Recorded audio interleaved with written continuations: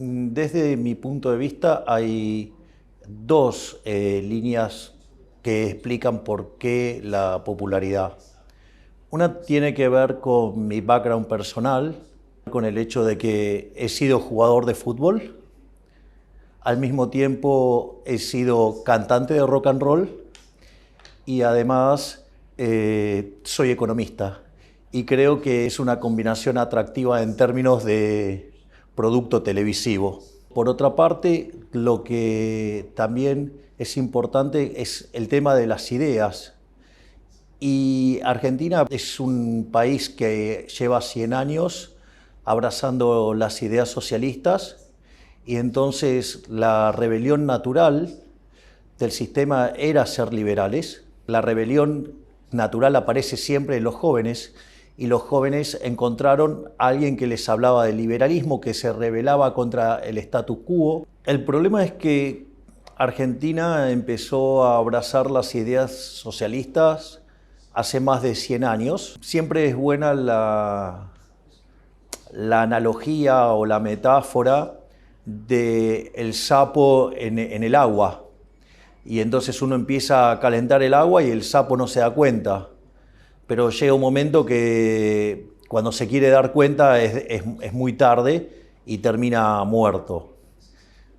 Argentina empezó a abrazar las ideas del socialismo con una frase que luce muy atractiva, pero que es terrorífica en términos de funcionamiento del sistema económico, que donde hay una necesidad nace un derecho. Y eso es un problema porque las necesidades son infinitas y los derechos alguien los tiene que pagar.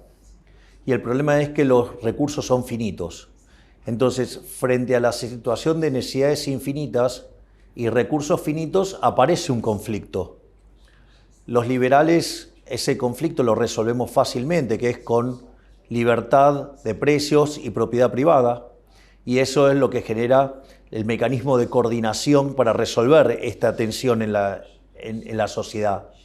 Sin embargo, la idea de la mano invisible a los socialistas no les gusta y ellos prefieren la garra del Estado y lo esconden detrás de la idea de la justicia social, donde la justicia social es profundamente injusta porque implica un trato desigual frente a la ley precedido por un robo.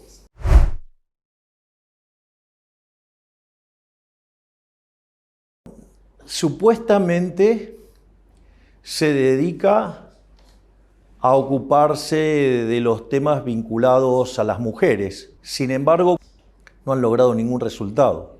Are women happier here? No. No, porque en realidad no hay resultados. Es decir, pintar un banco de plaza de un color rojo o hacer una canción, eso no modifica las condiciones o los problemas que pueden estar padeciendo las mujeres. De hecho, probablemente uno de los mayores logros del liberalismo es la igualdad ante la ley. Porque la pregunta es, entonces, ¿por qué no hay un ministerio de hombres? Si tenemos igualdad ante la ley, lo que necesitamos es que la ley se cumpla, no que haya un ministerio de la mujer. Es más, parten de premisas que son absolutamente falsas. Ejemplo, dicen el techo de cristal para las mujeres y que las mujeres ganan menos que los hombres. Y al mismo tiempo sostienen que los empresarios son unos cerdos malditos, ¿sí? Que lo único que les importa es ganar plata. Entonces, si los empresarios son cerdos malditos, que lo único que les importa es ganar plata, la pregunta es ¿por qué si yo entro a una oficina no está plagado de mujeres? ¿Tendría que estar lleno de mujeres? Y sin embargo, cuando uno mira, la distribución es bastante pareja y en línea con la población. Por lo tanto, lo que uno ve es que cuando sale de los valores promedios, que tiene que ver con las decisiones en agregado de hombres y mujeres respecto a qué profesiones elegir, uno ve que cuando hace la corrección por el tipo de profesión y tipo de trabajo y demás, las remuneraciones están arbitradas. Y la realidad es que todas estas regulaciones y restricciones que impulsan este tipo de organismo como el Ministerio de la Mujer, lo único que hacen es crear una discriminación positiva, o sea, una affirmative action, que es discriminación, que además a mí me parece absolutamente ofensiva para las mujeres, porque implica tratarlas como seres inferiores, lo cual me parece verdaderamente aberrante. Además, genera comportamientos opuestos a las mujeres que terminan perjudicando a las mujeres. Pasa lo mismo de siempre. Toda acción estatal genera un daño más grande que lo que quiere corregir. Ejemplo, en Argentina quisieron corregir el problema con los alquileres. Pusieron una ley de alquileres, ahora estamos muchísimo peor. Quieren corregir los problemas del hambre, hay más hambre. Quieren corregir el problema de la pobreza, hay más pobreza. Quieren corregir la falta de empleo, hay menos empleo. Bueno, cada vez que interviene el Estado, como es una acción violenta que termina perjudicando el derecho a propiedad y a la libertad, el resultado final es mucho peor que lo que teníamos originalmente, y el Ministerio de la Mujer era evidente que lo único que iba a causar es daño a las mujeres, salvo a aquellas que se benefician de ser empleadas públicas.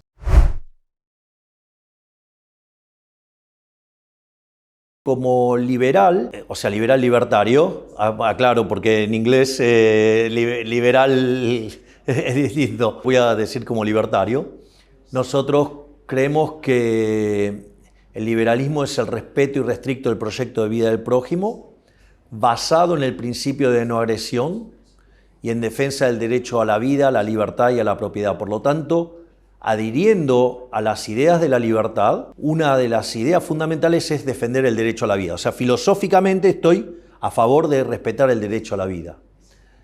Después hay una justificación desde el plano de vista de las ciencias naturales, digamos, que es el hecho de que la vida comienza en el momento de la fecundación. Y en ese mismo momento se genera un nuevo ser en evolución, ¿sí?, con un ADN distinto. Es decir, es cierto que la mujer tiene derechos sobre su cuerpo, pero ese niño dentro del vientre no es su cuerpo. Por lo tanto, el aborto es un asesinato agravado por el vínculo y por la diferencial de fuerzas, ya que no tiene forma de defenderse. Y no solo eso, sino que además hay una cuestión de índole matemática. La vida es un continuo, con dos saltos discretos, que es el nacimiento y la muerte. Y cualquier interrupción en el medio es un asesinato.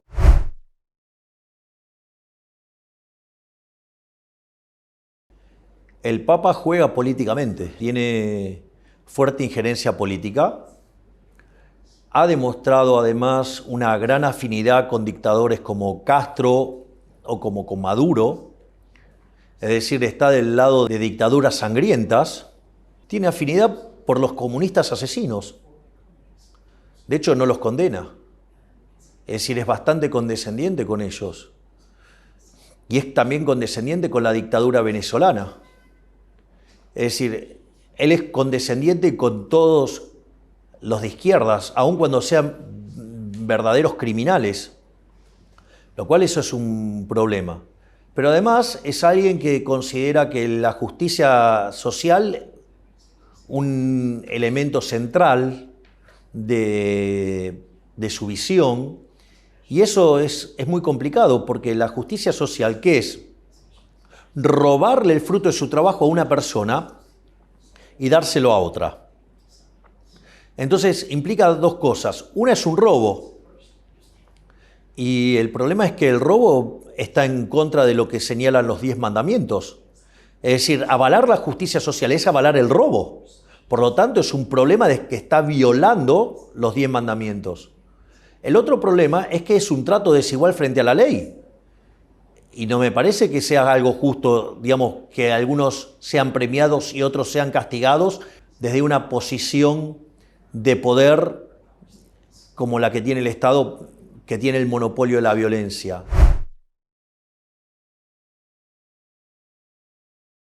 En cuanto a lo que tiene que ver la Ciudad Autónoma de Buenos Aires,